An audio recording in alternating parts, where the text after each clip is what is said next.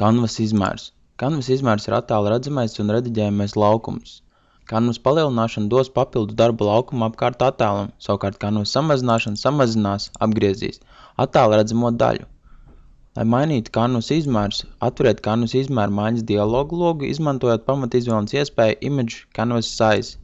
Ierakstiet jaunos izmērus un nospiediet pogu OK. Canvas izmēru maiņas izvēle.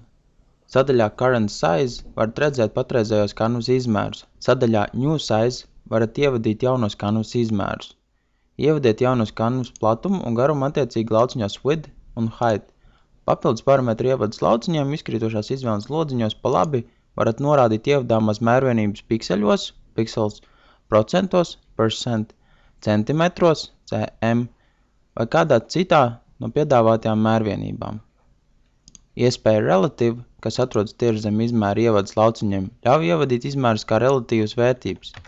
Ievadiet par cik vienībām vēlaties palielināt vai samazināt canvas izmērus, ievadot attiecīgi pozitīvas vai negatīvas skaitļu vērtības. Iespēja Anchor ļauj norādīt esošā attēla novietojumu attiecībā pret canvas jaunajiem izmēriem. Attēls tiks novietots jaunā canvas centrā. Ja canva būs lielāka par attēlu, tiks izveidots papildus laukums visās attēla malās. Ja canva būs mazāka par attēlu, attēla redzamais laukums tiks samazināts vienādi no visām malām. Attēls tiks novietots jaunās canvas augšējā kreisajā stūrī. Ja canva būs lielāka par attēlu, tiks izveidots papildus laukums attēla labajā un apakšējā malā.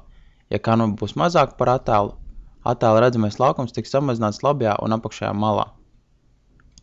Attēls tiks novietots jaunās canvas vidū, labajā malā. Ja canva būs lielāka par attēlu, tiks izveidots papildus laukums attēla kreisajā, augšējā un apakšējā malā. Ja canva būs mazāk par attēlu, attēla redzamais laukums tiks samazināts kreisajā, augšējā un apakšējā malā.